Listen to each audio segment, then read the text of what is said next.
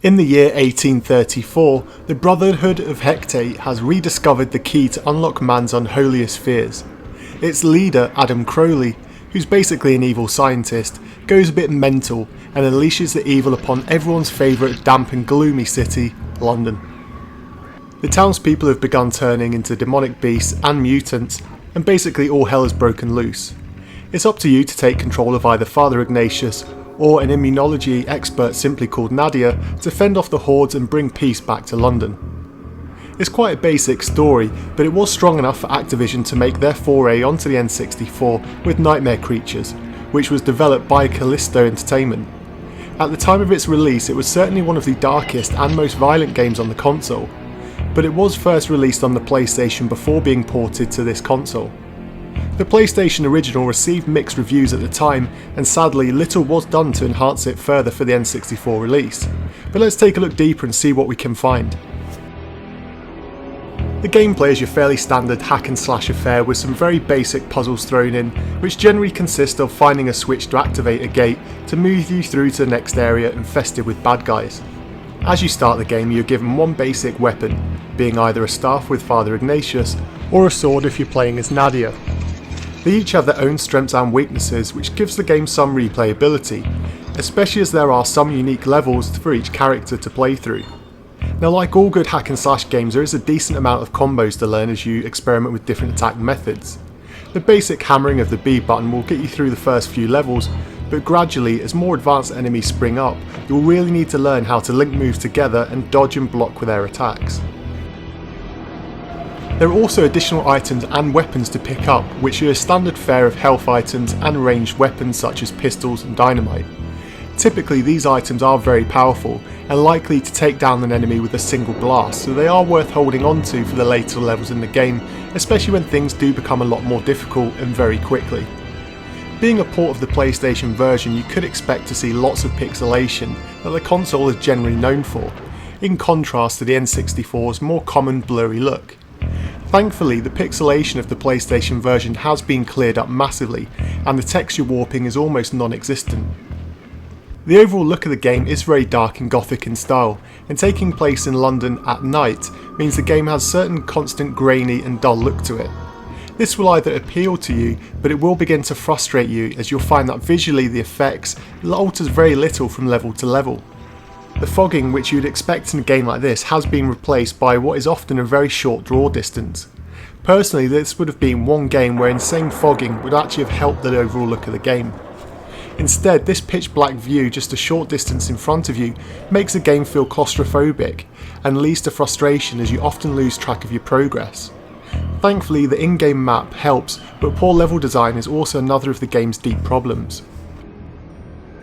Each level usually takes place in a specific, real-life part of London.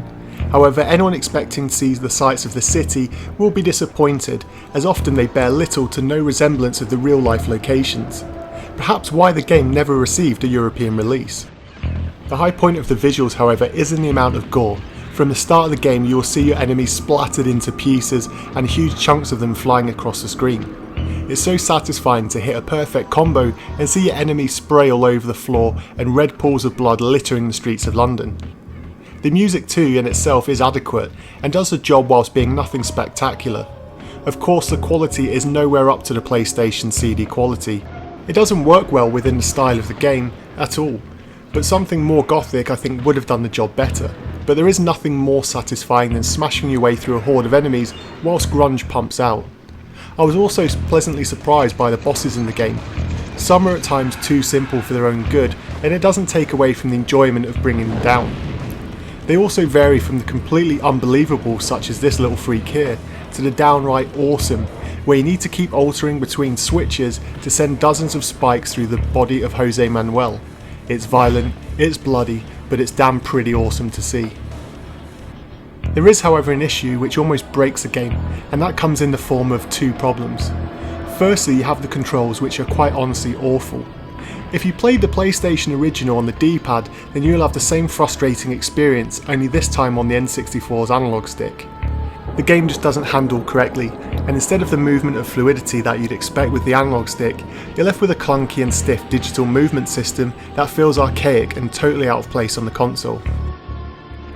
Secondly, the camera will quickly become the pain of your life. It often pans to the wrong positions and gets stuck on the environment, or zooms in so close that you could be looking at a Tekken game. The game runs so quickly that the camera just can't keep up, which is a shame, as the frame rate remains solid throughout most of the experience. When I was younger, I owned the PlayStation version and I gave up on it around halfway through. Curious to see how this version fared up, I pushed myself to complete the game and found the overall experience frustrating. The console badly needs games like this. However, with so little done to the game to make it the definitive version, it's hard to recommend this to anyone. With a little more involvement in development and a little more effort, a lot could have been done, and especially the analog control system, which would have made the combat system more enjoyable. The expansion pack could also have reduced the pitch black draw distance overall, and the quality of the textures could have done with a bump, but instead they chose not to do this. I was left with mixed impressions of this version of the game.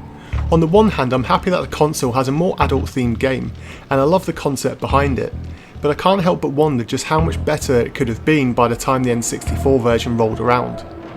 So how do you remember Nightmare Creatures? Did you get the demo disc and play it to death on your PlayStation before its release, or did you pick up this N64 version for something a little bit more ghoulish on the console? Let me know your thoughts in the comments down below, and until next time.